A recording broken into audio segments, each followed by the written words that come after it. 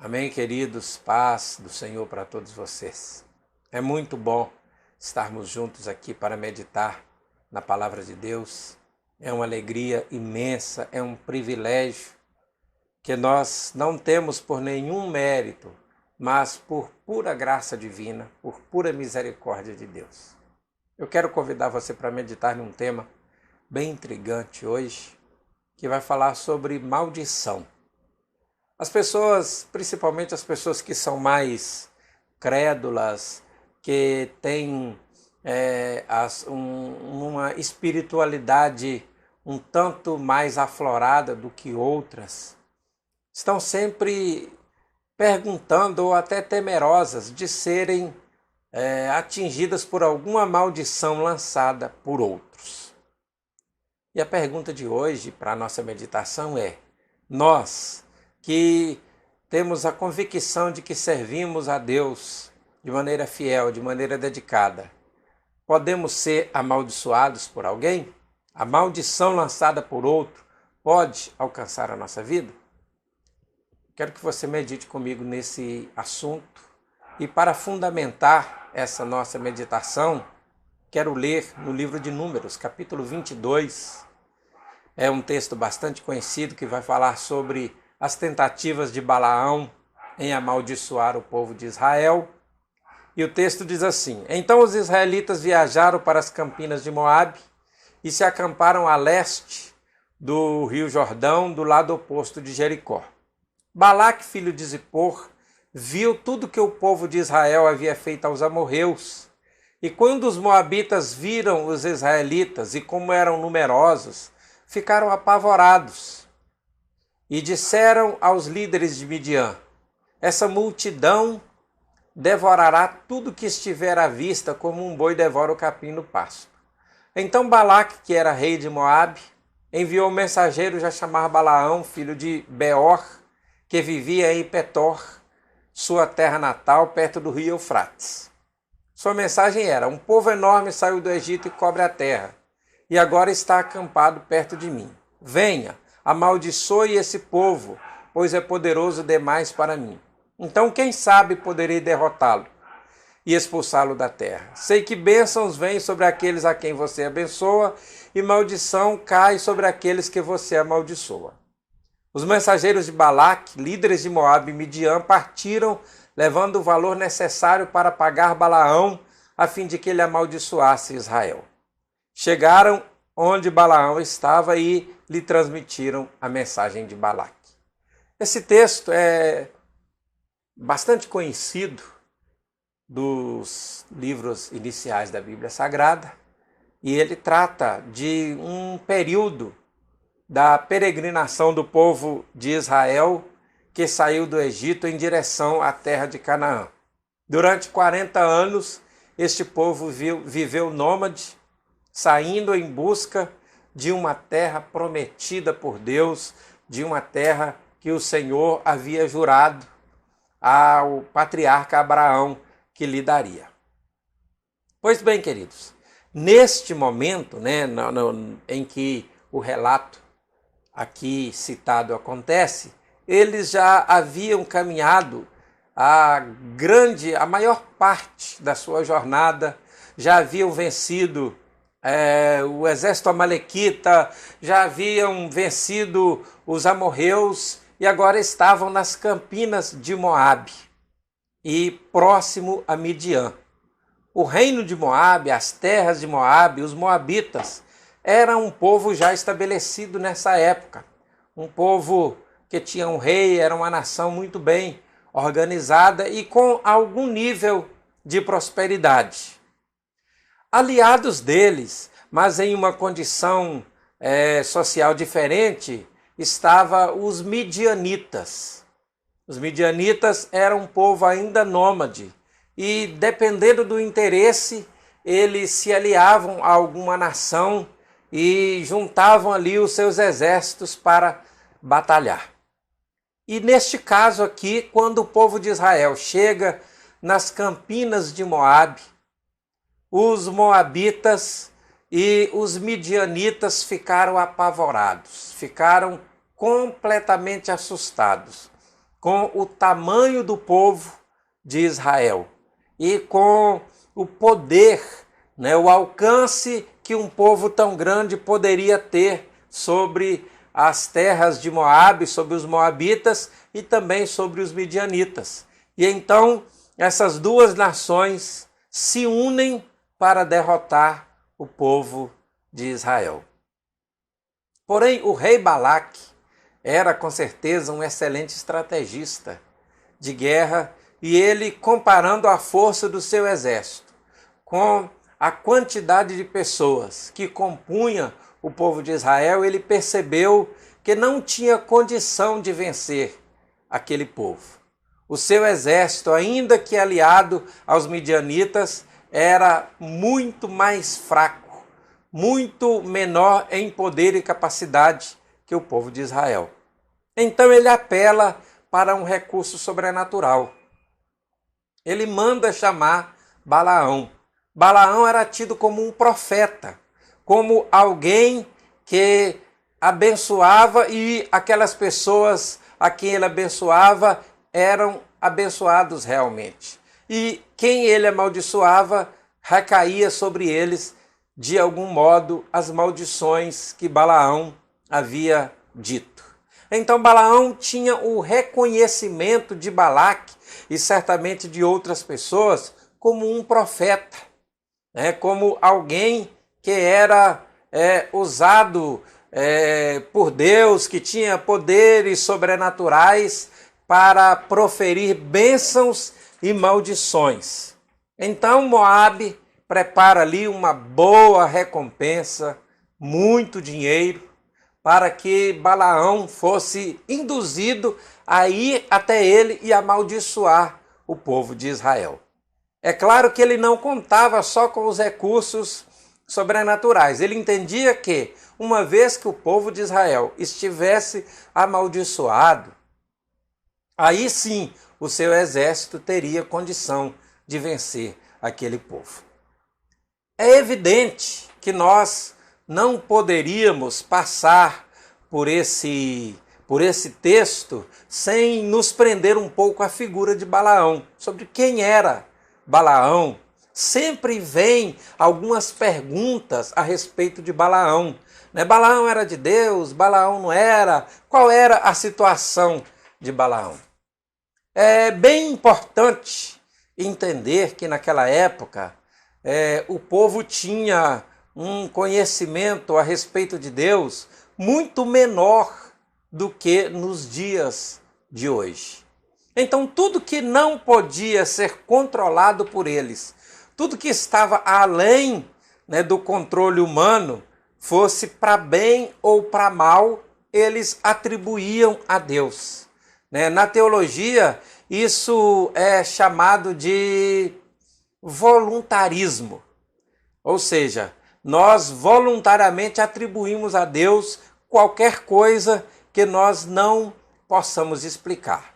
Evidente que algumas dessas coisas puderam ser explicadas, no futuro em relação àquela época, com o desenvolvimento do conhecimento de Deus, com o desenvolvimento da teologia, mesmo judaica, mas o fato é que naquele momento, no momento em que o povo estava acampado à volta de Moabe, nas campinas de Moabe, para Balaque só havia um modo: chamar Balaão, que em tese era um profeta de Deus, e esse profeta amaldiçoaria aquele povo. Nós vamos perceber, quando estudamos a história de Balaão, que ele é um personagem muito dúbio, um personagem que em alguns momentos parece realmente ter tido algumas experiências com Deus, em outros momentos ele não pode ser colocado na categoria realmente de profeta. Então ele é um ponto de interrogação para muita gente. É claro que não tenho a pretensão aqui de esgotar todo o conhecimento a respeito de Balaão, mas eu quero observar algumas coisas no comportamento dele que vai mostrar um pouco do que ele é. Aliás, se você quer saber quem é um homem, observe o seu comportamento. Se você quer avaliar esta pessoa, se ele realmente tem alguma experiência com Deus, se ele realmente é de Deus, enfim, comece a observar a vida deste indivíduo, os caminhos por onde ele passa, e você vai poder ter uma avaliação razoável a respeito disso. Outro ponto interessante a respeito de Balaão é o fato de, durante do seu trajeto entre a sua terra, que era Petor, até as campinas de Moabe para se encontrar com Balaque, ele tem a sua viagem interrompida pelo animal que ele estava montado, pela jumenta onde ele estava montado, sobre a qual ele estava montado. E ela para uma primeira vez, para uma segunda vez, e na terceira vez, Balaão fica muito irritado com a jumenta e bate na jumenta, chicoteia a jumenta para que ela se levante. Ela tinha deitado debaixo dos seus pés, e então a jumenta reclama com ele e diz: há tantos anos que eu te sirvo e você nunca precisou me bater para que eu fizesse isso, eu sempre te servi, agora por que você está me batendo? E nesse momento os olhos de Balaão são abertos e ele vê que na verdade era o anjo do Senhor que estava diante da jumenta, e ele então faz ali o compromisso de que só iria dizer a Balaque aquilo que Deus permitisse que ele dissesse. E aí fica uma questão: a jumenta profetizou ou não profetizou? Eu acho uma interpretação muito elástica, muito liberal, a gente dizer que a jumenta profetizou alguma coisa para Balaão. Eu posso dizer, e creio nisto, que Deus permitiu que a jumenta falasse com Balaão. Mas na fala da jumenta, naquilo que nós temos nos textos bíblicos, não há nenhuma mensagem de Deus para Balaão. Então, o fato da jumenta falar não significa automaticamente ou necessariamente que a jumenta profetizou. A jumenta falou. A jumenta precisou. Balaão estava com a sua tão obstinado para ir até Balaque, estava com seu coração tão obstinado que ele não percebeu que o anjo do Senhor estava diante dele, e a jumenta percebeu. Então, quando ela reclama do mau tratamento que ele lhe dá, os olhos de Balaão são abertos e ele vê que era o anjo do Senhor. Mas andemos, vamos à frente. O texto diz que Balaão chegou até Balaque e Balaque o levou até um local onde tinha uma vista privilegiada, o levou até um monte alto, e ali ele pôde ver diante de si o grande povo de Israel. E Balaque disse a ele: olha, este é o povo que eu preciso que você amaldiçoe. Este é o povo que se levantou do Egito, saiu, atravessou o Mar Vermelho, venceu os amalequitas, destruiu os amorreus, está aqui em volta de nós e tem potencial para destruir totalmente tudo que estiver na frente deles. Eu quero que você amaldiçoe este povo. E a Bíblia diz que então foram feitos ali alguns altares para que Balaão pudesse invocar o nome do Senhor. E quando ele invoca o nome do Senhor, a primeira maldição que ele poderia, ou que Balaque esperava que ele dissesse contra o povo de Israel, não foi como Balaque esperava. A primeira frase, a primeira profecia, por assim dizer, que Balaão deu foi: eu não posso amaldiçoar quem Deus não amaldiçoou. Esse é o primeiro ponto que nós queremos abordar aqui. Nenhuma maldição pode chegar a alguém se Deus não o permitir. Eu não quero aqui dizer que as maldições são dadas por Deus, Mas o que esse texto deixa muito claro é que o poder de Deus está acima de qualquer maldição. E se Deus não permitir, nenhum mal pode chegar a nós. Nenhum mal pode nos atingir. Isso não é o mesmo que dizer que quando algum mal chega a nós, foi Deus que enviou aquele mal. Mas isso quer dizer que Deus tem poder para repreender qualquer mal que tenha sido lançado contra nós. Eu não sou muito simpático a viver em torno de teorias da conspiração, sempre pensando que alguém queira me amaldiçoar. Até porque, embora todos nós sejamos pessoas falhas, pessoas que são carentes da misericórdia de Deus, não há nada na minha vida, e certamente na vida da maioria das pessoas, que possa atrair a atenção de alguém. Nós somos pessoas comuns, vivendo como um grão de areia diante de uma grande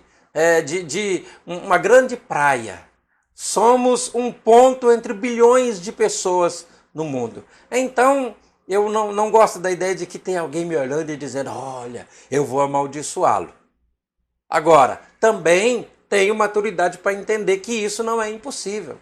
Pode ser que por alguma coisa que tenhamos feito, ou que tenhamos deixado de fazer, ou que tenhamos dito, ou que não tenhamos dito quando se esperava que disséssemos, pode ser que alguém interprete isso como alguma coisa ruim que nós tenhamos feito a ele, e então ele resolva amaldiçoar a alguém, ou a mim, ou a qualquer um. Então, o que o texto deixa muito claro aqui é que nenhuma maldição é superior à bênção de Deus. Então, se Deus não permitir, nenhuma maldição poderá chegar a nós. Esse é um ponto importante para nós meditarmos. Então, querido, confie no Senhor. Se você anda amedrontado, anda com medo de ser amaldiçoado por alguém, não tenha medo disso. Confie no Senhor, coloque a sua confiança no Senhor, creia nele, creia no seu poder, confie no Senhor. A bênção do Senhor é maior, o poder de Deus é maior do que qualquer maldição. Então não importa se alguém está dizendo alguma coisa contra você, ou se alguém está invocando males contra você, você está debaixo da mão de Deus. Então, fica muito claro nessa primeira frase aqui de Balaão. Como posso amaldiçoar a quem Deus não amaldiçoou? Essa primeira resposta, lógico, não satisfez ao rei Balaque. Balaão disse a ele que não tinha poderes para amaldiçoar aquele povo, porque Deus não tinha amaldiçoado. Essa máxima, essa frase aqui de Balaão desagrada Balaque. E então são feitos ali mais alguns altares. E Balaão novamente invoca o sobrenatural para amaldiçoar o povo. Mas ele permanecia no propósito de não ir além daquilo que Deus permitisse que ele fosse. Então a segunda resposta que Balaão dá a Balaque é: Deus abençoou e não posso revogar. A primeira frase foi: se Deus não permitir, nada que eu disser pode alcançar aquele povo. Se Deus não amaldiçoou, quem sou eu para amaldiçoar? Eu não tenho poderes maiores que o poder de Deus. A segunda frase é: Deus abençoou e eu não posso revogar. Olha, querido, se existe uma coisa que Deus tem poder para fazer, é para abençoar. Quando Deus resolve abençoar alguém, ele estende a sua mão e abençoa, e ninguém tem poder para retirar essa bênção. Às vezes as pessoas podem até não concordar e dizer: Deus está abençoando quem não merece. mas nós não temos poder para saber o nível de relacionamento das pessoas com Deus, né? A vida de oração que as pessoas têm com Deus, a comunhão que as pessoas têm com Deus. Então, não cabe a nós, não é poder nosso, não é capacidade nossa, né? É revogar a bênção de Deus. Deus abençoa a quem Ele quiser abençoar. Deus escolhe dar a bênção a quem Ele desejar. Quando Jesus vai falar sobre isso lá no Sermão da Montanha, Ele diz que Deus faz nascer o seu sol sobre injustos e justos. Que Deus faz vir a sua chuva sobre justos e injustos. Então, existem momentos em que nós recebemos a bênção de maneira comum, junto com outros. Existem momentos que Deus nos dá bênçãos específicas, mas o fato é, quando Deus abençoa, ninguém pode revogar. Às vezes, a gente tem hinos, e até alguns pregadores dizem, querem tomar a sua bênção. O homem jamais pode tomar a bênção de alguém. Olha o que Balaão fala. Deus abençoou, eu não tenho poderes para revogar. Deus te abençoou, Deus te fez uma promessa. Amém, querido? Que bênção! Viva esta promessa na sua integralidade. Porque se Deus prometeu e cumpriu na sua vida, ninguém pode revogar a bênção que Ele te dá. Se Deus prometeu e cumpriu, isso é soberania dele. Ah, pastor, mas fulano de tal não merece, você também não merece. Ah, pastor, eu não mereço. Deus não nos abençoa por merecimento. A bênção de Deus não é uma troca. Não há nada que possamos fazer que nos torne dignos das bênçãos de Deus.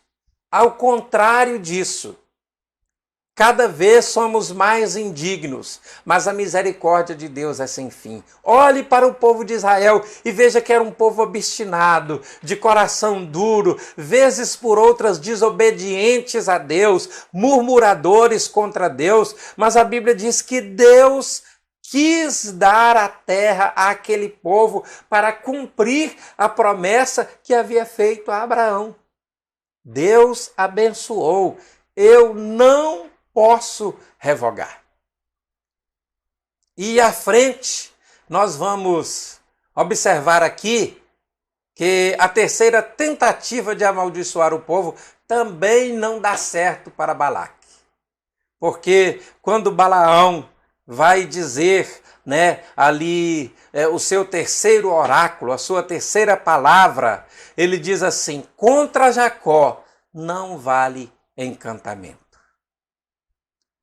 Não adianta fazer encantamentos contra Jacó, porque eles estão debaixo de uma bênção irrevogável de Deus e eu não posso amaldiçoar a quem Deus não amaldiçoou. Então, na verdade, as três palavras de Balaão, elas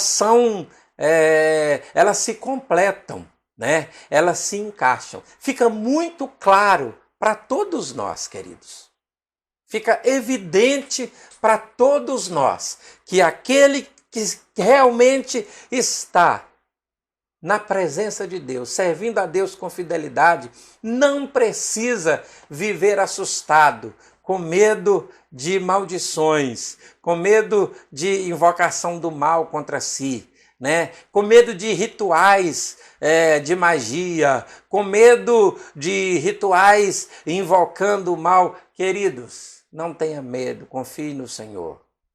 Coloque o seu coração na presença do Senhor. Seja fiel ao Senhor, seja povo de Deus. Esteja caminhando no caminho que Deus traçou para você e nenhum mal poderá te alcançar. Nenhum mal invocado contra você, que é o foco desse nosso primeiro ponto, poderá te alcançar. Eu quero, antes de caminhar para a conclusão aqui, voltar no questionamento que muita gente faz.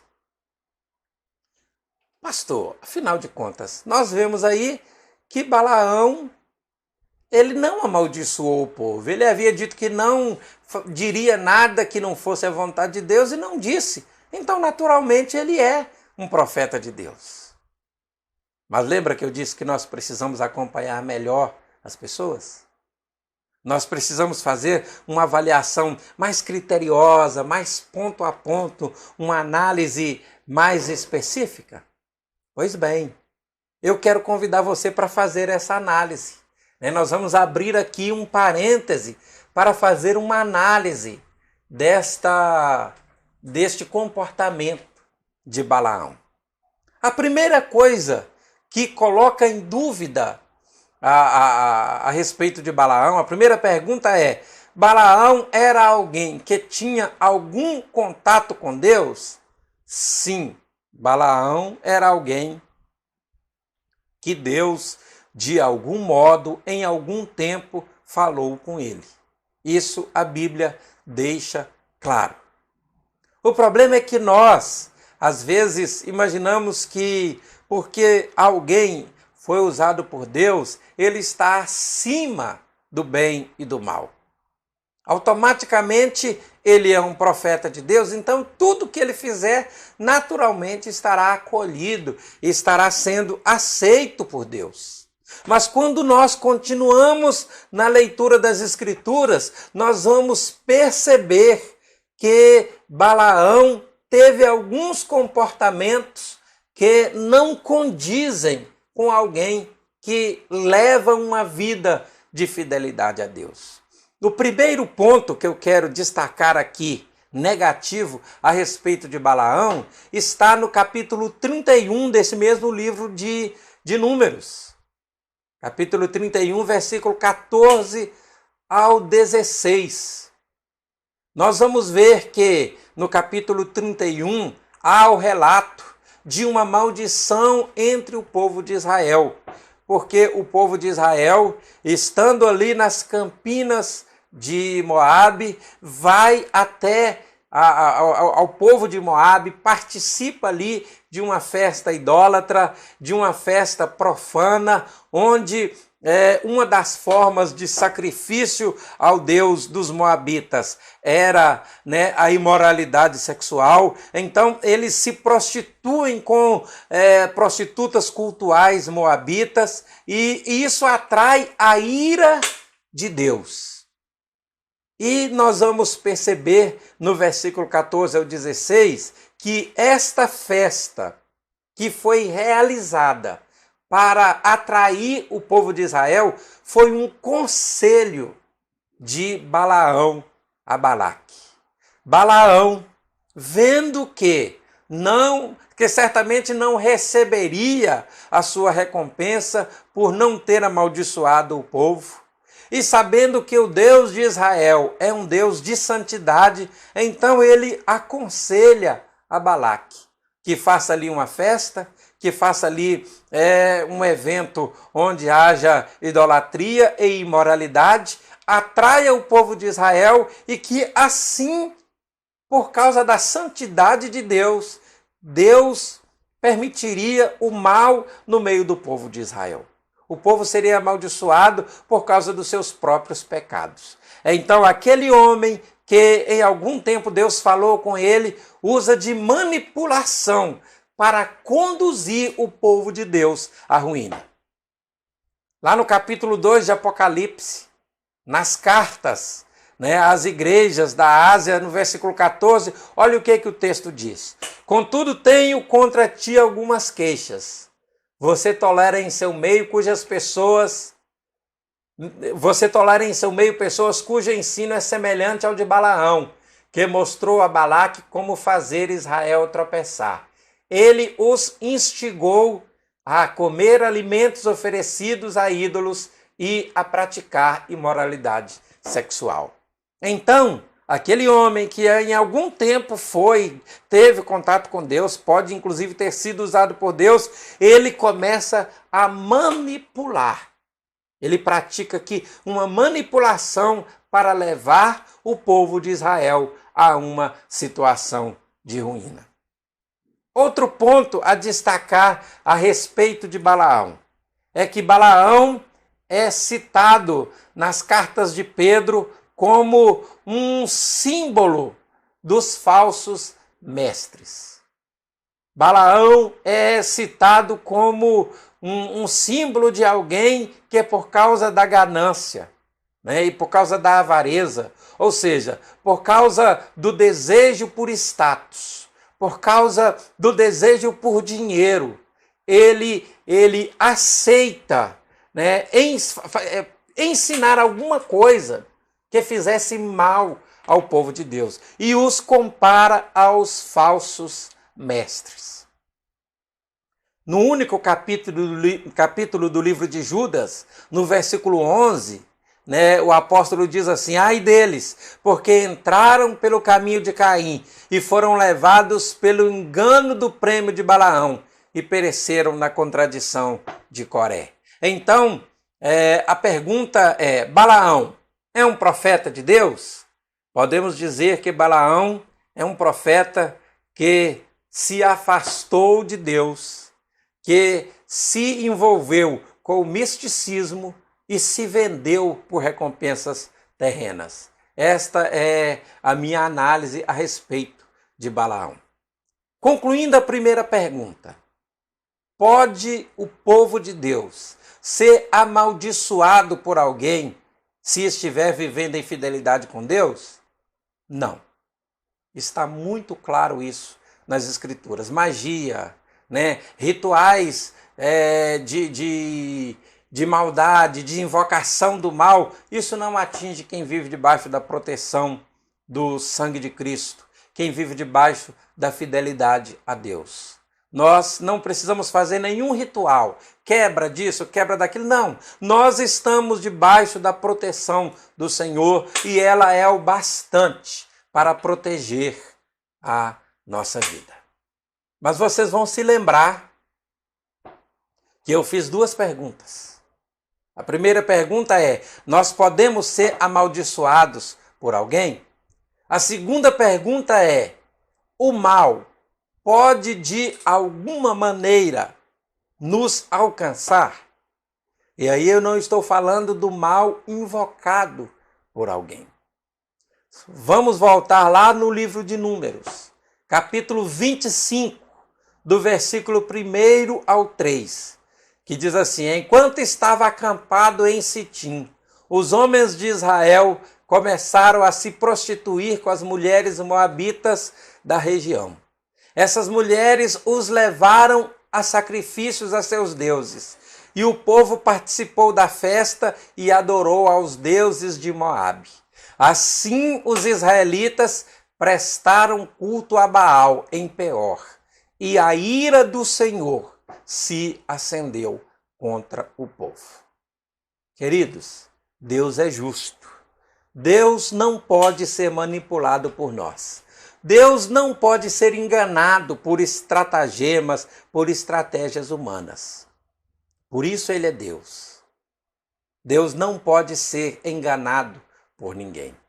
O povo de Israel não foi amaldiçoado por Balaão ou por Balaque. O povo de Israel atraiu o mal contra si quando passou a viver em pecado diante de Deus. E talvez alguém diga: mas pastor, o senhor leu os textos do Antigo Testamento. Sim, o Antigo Testamento não foi abolido. O que nós percebemos, e está muito claro nas Escrituras, é que os princípios que estão ditos no Antigo Testamento permeiam o Novo Testamento.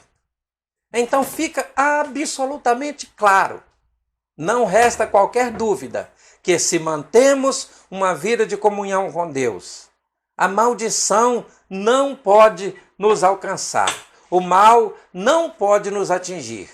Porém, se passarmos a viver fora da direção de Deus, vivendo uma vida de pecado, vivendo uma vida de imoralidade, vivendo uma vida de idolatria, vivendo uma vida contrária à palavra de Deus, nós mesmos nos colocamos debaixo de maldição. Nós atraímos o mal a nós quando nós passamos a viver fora da direção de Deus.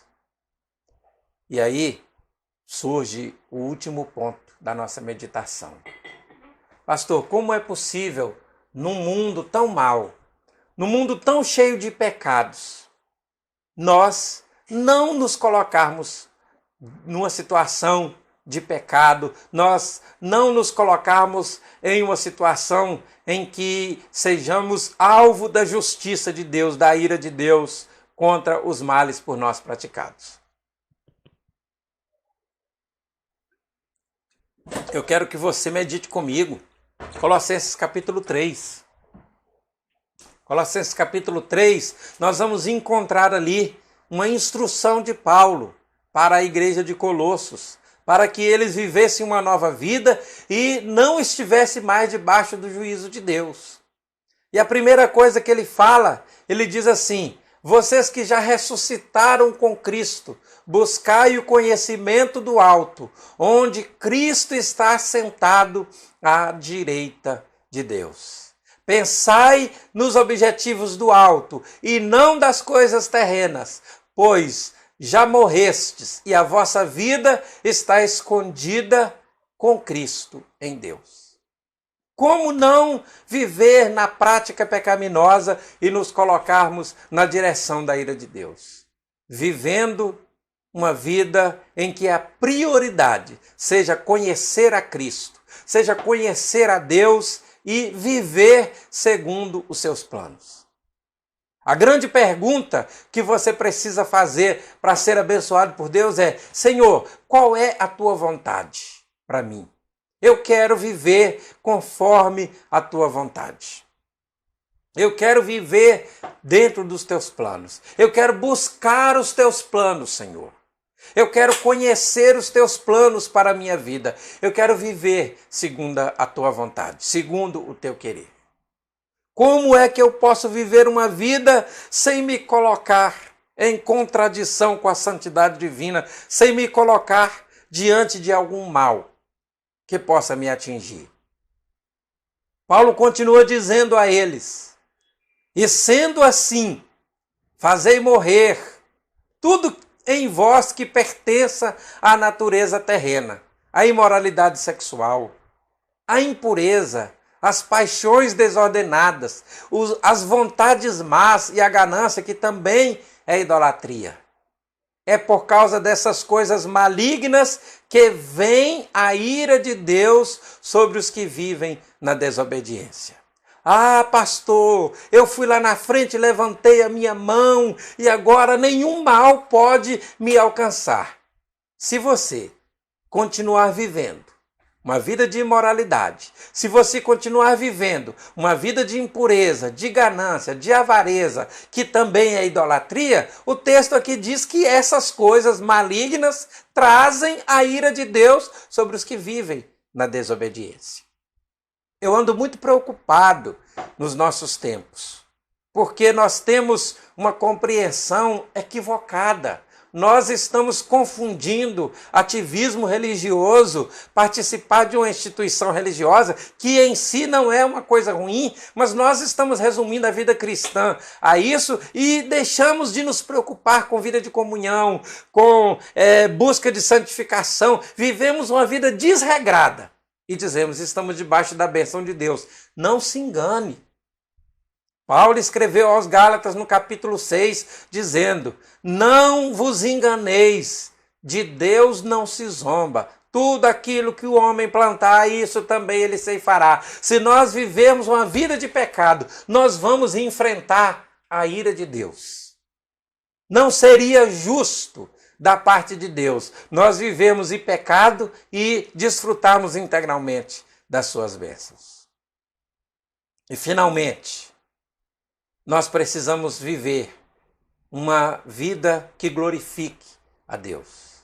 Continuando, o texto de Paulo diz: nessas coisas também andastes no passado, quando ainda vivíeis com esses hábitos, mas agora livrai-vos de tudo, da raiva, do ódio, da maldade, da difamação, das palavras indecentes do falar. Não mentais uns aos outros, pois já vos despistes do velho homem com suas atitudes e vos revestistes do novo homem, que se renova para o pleno conhecimento, segundo a imagem daquele que o criou. Nós já abandonamos a vida de pecado. Assim como nós devemos nos livrar, né, dessas práticas malignas que habitam no coração do homem, nós devemos nos livrar também das reações naturais do indivíduo, né? A raiva, a ira, o ódio, a difamação, palavras indecentes, tudo isso a Bíblia trata como pecado. Tudo isso é pecado. Tudo isso desagrada a Deus e a Bíblia diz que por causa dessas coisas vem sobre os desobedientes a ira do Senhor.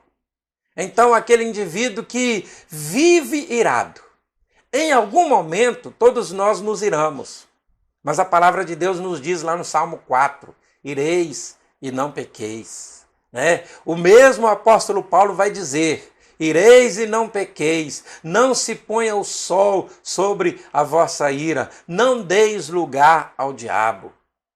Então, nós não podemos ser dominados pela ira, pelo ódio. O ódio é desejar o mal do outro e trabalhar para que o outro se dê mal. A maldade, o prazer com o mal alheio, a difamação. Como pastor, eu ensino na igreja, em qualquer culto público, que falar mal da vida alheia é pecado. Que se reunir para falar mal dos outros é pecado. Que falar mal de um para outro, destruindo a imagem do outro, é pecado. E que a fala indecente também é pecaminosa. A mentira é pecaminosa e nós já abandonamos. Ou espera-se que nós já tenhamos abandonado esses comportamentos porque nós nascemos de novo. O mesmo texto que diz lá no versículo 1 que nós já morremos para essas coisas, diz que nós já ressuscitamos com Cristo. Por isso nós buscamos as coisas que são de cima. Então nós devemos viver uma espiritualidade verdadeira, autêntica, que faça brilhar sobre nós a glória de Deus. O fato de alguém professar uma religião ou dizer eu sou crente não é garantia de que ele nunca possa ser atingido por algum mal. Se nós, mesmo servindo a Deus, passarmos a viver uma vida em desacordo com a sua palavra, passarmos a viver uma vida de pecado, nem é necessário que ninguém nos amaldiçoe. Nós mesmos nos colocaremos debaixo de maldição.